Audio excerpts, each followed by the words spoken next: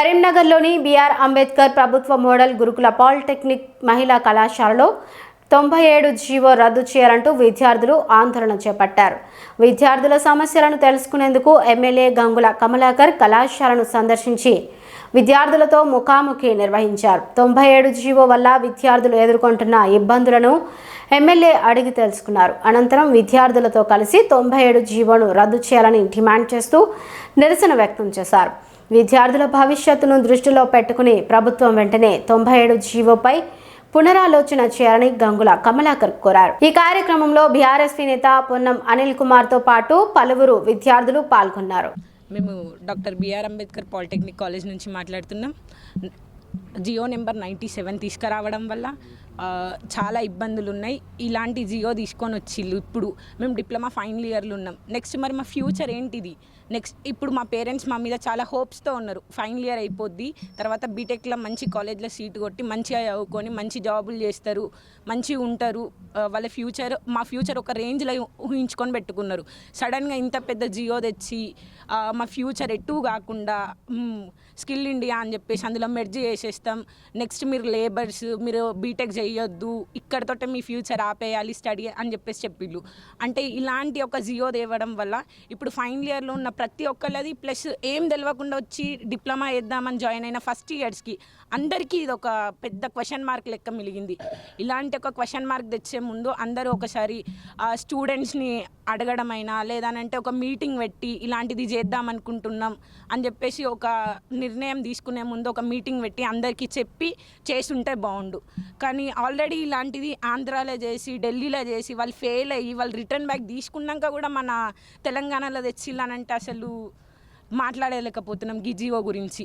First ఇలాంటి తెచ్చిన Gionee return back తీసుకొని మెర్జ్ చేయకుండా డిప్లొమా కంటిన్యూ చేసి బీటెక్ మమ్మల్ని చేసేటట్టు మాకు ఒక ప్రూఫ్, ఒక జియో ఇది ఎట్లా పాస్ చేసిలో మేము డిప్లొమా మళ్ళీ డిప్లొమా తర్వాత బీటెక్ కూడా చేయాలి అని చెప్పేసి ఒక జియోని పాస్ చేయమని చెప్పేసి మా అందరు స్టూడెంట్స్ నుంచి ఇది ఒక రిక్వెస్ట్గా అడుగుతున్నాం. తెలంగాణ రాష్ట్రం ఏర్పడ్డా కూడా ఇంకా ఆంధ్ర పరిపాలన చూసే మనం నేర్చుకున్న పరిస్థితికి వస్తుంది ఈ ప్రభుత్వం. ఈరోజు తెలంగాణలో ఎక్కడా లేని విధంగా జియో 97 తీసుకురావడం జరిగింది. ఈ యొక్క పాలిటెక్నిక్ అనేది కొత్తగా స్టార్ట్ కాలే. మేము చిన్నగా ఉన్నప్పటి నుంచి చూడంగా పాలిటెక్నిక్ ఉన్నది. పాలిటెక్నిక్ తర్వాత ఇంజనీరింగ్ డైరెక్ట్ రావడం వలన ఇంజనీరింగ్లో అద్భుతంగా రాణించిన పిల్లలు ఉన్నారు. నేను కూడా ఇంజనీరింగ్ చేశాను. మేము 4 సంవత్సరాలు ఇంజనీరింగ్ చేసాము. కానీ పాలిటెక్నిక్ చేసిన పిల్లలు డైరెక్ట్ సెకండ్ ఇయర్ రావడం వలన చాలా అద్భుతంగా ఫలితాలు సాధించారు. ఎందుకంటే వాళ్ళకు 3 సంవత్సరాలు మంచి టెక్నికల్గా పాలిటెక్నిక్లో మొత్తం టెక్నికల్ వచ్చేస్తుంది. సో మాకన్నా ముందుగా ఇంజనీరింగ్ వెళ్ళిపోతుండే. పాలిటెక్నిక్లో ఎవరు ఎక్కువ చదువుతారు? పేద పిల్లలు చదువుతారు. ఆ పేద పిల్లలకు ప్రభుత్వం చదివిస్తుంది. పెద్ద కాలేజీలు పెట్టేసి ప్రభుత్వం చదివిస్తుంది. ఇప్పుడు జియో 97 తీసుకురావడం వలన జియో 97 తీసుకుంటే ఏంది? ఈరోజు సాంకేతిక విద్యాశాఖ మొత్తం కూడా ప్రైవేట్ పీపీపీ మోడల్ వాళ్ళకు స్కిల్ యూనివర్సిటీ కిందకి తీసుకొచ్చే పరిస్థితి వచ్చింది. అంటే పాలిటెక్నిక్ అన్ని కూడా రద్దు చేయబడ్డాయి అన్న విధంగా 97 జియో తీసుకురావడం జరిగింది.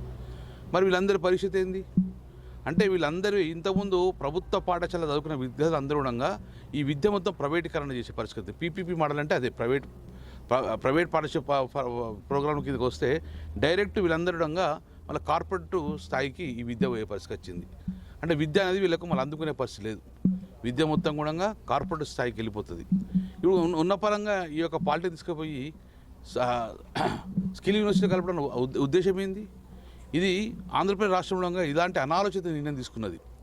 అనాలోచిత నిర్ణయం తీసుకొచ్చి సేమ్ అక్కడ శక్తి అని పెట్టేసి ఈ యొక్క పాలిటెక్నిక్ తీసుకుపోయి స్కిల్ యూనివర్సిటీ కలిపింది.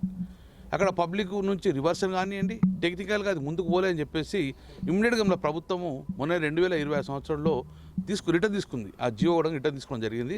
మళ్ళీ యథావిధిగా ఆంధ్రప్రదేశ్ రాష్ట్రంలో యథావిధిగా పాలిటెక్నిక్ ఉంటుంది, స్కిల్ యూనివర్సిటీ లేదు. సో ఈరోజు కూడా మేము ప్రభుత్వం డిమాండ్ చేస్తున్నాం. కొత్తగా నేర్చుకున్నది ఏం లేదు. పాలిటెక్నిక్లో అద్భుతంగా ఫలితాలు సాధించారు. పాలిటెక్నిక్ నుంచి టెక్నికల్ పోయిన తర్వాత చాలా అద్భుతంగా వాళ్ళు ఫలితాలు చూపించారు. కాబట్టి మీరు ఇమ్మీడియట్గా ఈ జియో 97 మీరు బంద్ చేయండి, రిటర్న్ తీసుకొని యథావిధిగా పిల్లలను, కొంతమంది పిల్లలు 3rd ఇయర్ అవుతారు. మరి 3rd ఇయర్ తర్వాత మీరు ఈ సైడ్ కూడా రాయొద్దంటే మరి వీళ్ళ భవిష్యత్తు ఏంది? పాలిటెక్నిక్ కానీ ఆపేసాయన్న.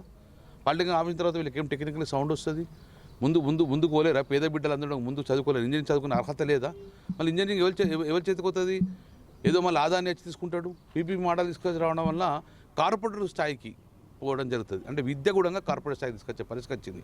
ఒకప్పుడు మా ఇంజనీరింగ్ వచ్చేటప్పుడు పాలిటెక్నిక్ చదువుకున్న నిరుపేదలుగా అద్భుతంగా సాధించి ఇప్పుడు విప్రోలో పెద్ద పెద్ద జాబులు కొట్టే పరిస్థితి వచ్చింది. మరి వీళ్ళ పరిస్థితి ఏంది? నేను మళ్ళీ ముఖ్యమంత్రి సూటిగా ప్రశ్నిస్తాను. మరి ఇంత పెద్ద పెద్ద కళాశాలలు కట్టుకున్నాం, ఇంత పెద్ద యూనివర్సిటీలు కట్టుకున్నాం, మా సెప్టెంబర్లో పెద్ద కళాశాల ఉన్నది. మరి ఈ ఆస్తులను ఎవరికి చెందుతుంది? మళ్ళీ సూటిగా ప్రశ్న అడుగుతున్నాం. పీపీపీ స్థాయికి వెళ్తుంది, స్కిల్ ఒక ప్రైవేట్ పరంగా పోయిందనుకోండి, మధ్యాహ్నం లాస్ వచ్చి ఆపెత్తే మీరు పిల్లల భవిష్యత్తు ఏంది? ఏం సమాధానం చెప్తారు? సో దయచేసి ప్రభుత్వము ఈ పేద ప్రజల జీవితాలతో ఆడుకోకండి. 40-50 సంవత్సరాల నుంచి పాలిటెక్నిక్ ఉండే, గతంలో ఐటీఐ ఉండే, ఐటీఐ తర్వాత పాలిటెక్నిక్ ఉండే, పాలిటెక్నిక్ ఇంజనీరింగ్ ఉండే, అద్భుతంగా ఎంటెక్ ఉండే. ఇది సీక్వెన్స్ ఇది. కానీ ఈరోజు పాలిటెక్నిక్ బంద్ చేయడం వల్ల పిల్లల భవిష్యత్తు ఏంది? పిల్లల భవిష్యత్తు ఎవరు సమాధానం చెప్తారు? డెఫినెట్గా యాజ్ ఏ ఇంజనీర్గా మా బిడ్డల భవిష్యత్తు అంధకారం కాకూడదట్టి మేము డెఫినెట్గా దీన్ని విభేదిస్తాం. మా పార్టీ కూడా విభేదిస్తుంది. ఆయన ముఖ్యమంత్రి గారు ఏదైనా ఇంత పెద్ద నిర్ణయం తీసుకోవాలన్నప్పుడు మీరు ఎందుకు అసెంబ్లీలో చర్చ పెట్టలేదు? అసెంబ్లీకి ఎందుకు తీసుకురాలేదు? అంటే అనాలోచితంగా అసెంబ్లీ లేకుండా ఉన్న జియో 97 తీసుకుని అర్థమైంది. ఈ జియో 97 తర్వాత మళ్ళీ కొన్ని రోజుల తర్వాత మళ్ళీ రిటర్న్ తీసుకునే పరిస్థితి వస్తుందా? ఏంది దీని పరిస్థితి? ఎంతో 100 ఎకరాల భూములున్న ఈ పాలిటెక్నిక్ ఏం చేద్దాం అనుకుంటే ఈ భూములన్నీ? కాబట్టి ఇమ్మీడియట్గా ప్రభుత్వం దీన్ని వ్యాపారం చేయకుండా, విద్యను వ్యాపారం చేయకుండా, విద్య పేదల బాధలకు అందాలి. ఇది మహిళా పాలిటెక్నిక్, ఎక్కువ శాతం మహిళా సోదరిమణులు ఉంటారు, పేదలు ఉంటారు. వీళ్ళందరూ ఇప్పుడు వీళ్ళు భవిష్యత్తులో ఏమవుతుందని చెప్పి భయంలో ఉన్నారు. కాబట్టి ఇలాంటి భయాలు రాకుండా ప్రభుత్వం వెనువెంటనే నిర్ణయం తీసుకొని అసెంబ్లీలో చర్చ పెట్టుకొని ఈ యొక్క జియో 97ను రిటర్న్ తీసుకొని యథావిధిగా ఈ విద్యనంతా కూడా మనం ప్రభుత్వం పరంగానే ఉండే విధంగా మీరు చర్యలు తీసుకోవాలని చెప్పి మేము ప్రభుత్వం డిమాండ్ ఇస్తున్నాం. Thank you.